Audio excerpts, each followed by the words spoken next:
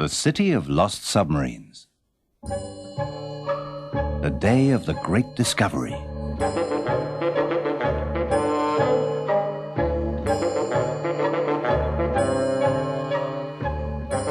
Will UK submarine proceed to the gate of the submarine pen? Fat Tug is waiting for him.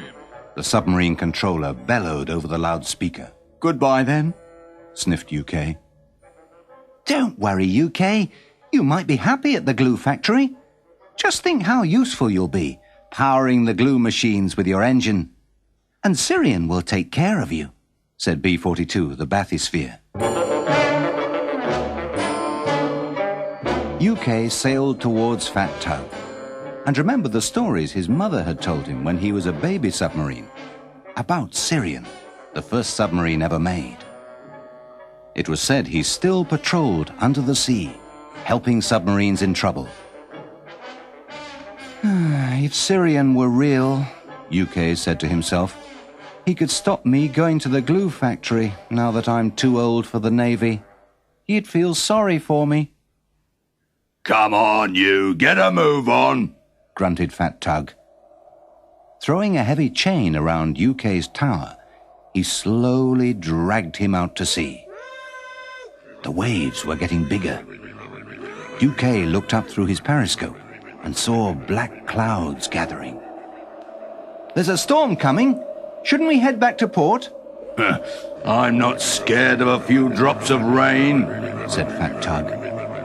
The sky got darker and the waves grew bigger. Soon they were crashing over Fat Tug's deck, making him heave and plunge. Help! I'm drowning! I'm going to be sick! Yelled Fat Tug. The chain strained and then snapped with a crash. UK sank to the seabed. It was quiet and peaceful beneath the storm. He checked his map. He had enough fuel to get back to base, but not a drop to spare. Just then he heard a cry from a nearby seaweed forest. He turned his periscope round and thought he could see someone struggling with a rope. He started up his engine and went into the weed forest. It was hard work pushing through the plants, and he was using up his precious fuel. I don't care, he said. I didn't want to go back to base anyway. The cries got louder.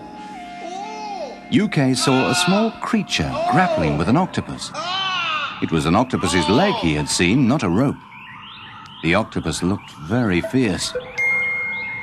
UK bumped the octopus with his nose. It let go of the creature and began wrestling with UK, who set his engines in reverse and using all his strength pulled away from the octopus. The octopus was so mad that he spat ink all over UK. As he wiped the ink from his periscope, he thought he saw a little man with a fish's tail swimming away.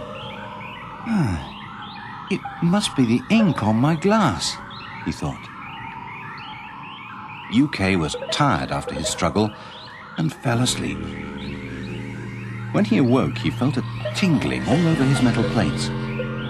He looked around and could not believe his periscope. By his side was Syrian, the oldest submarine of all, and the strange little man with the fish's tail. Syrian? Is it you, or am I dreaming? I thought you only existed in stories. It's me, UK.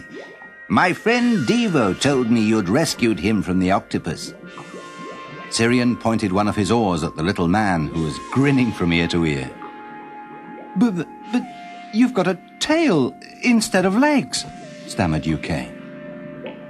What use would a merman have for legs? Said Devo. Especially when he has a huge flock of fish to look after, as I do. Syrian laughed. Come on, UK. It's time to take you to the City of Lost Submarines. You mean I don't have to go to the glue factory? Of course not. What a waste that would be. But I've run out of fuel. That's all right. I can tow you.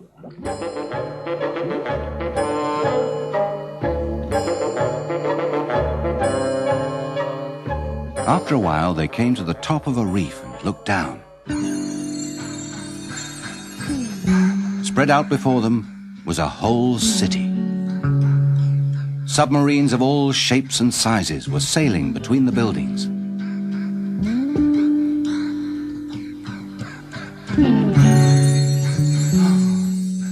I don't believe it, gasped UK. Welcome to the city of lost submarines, said Sirius.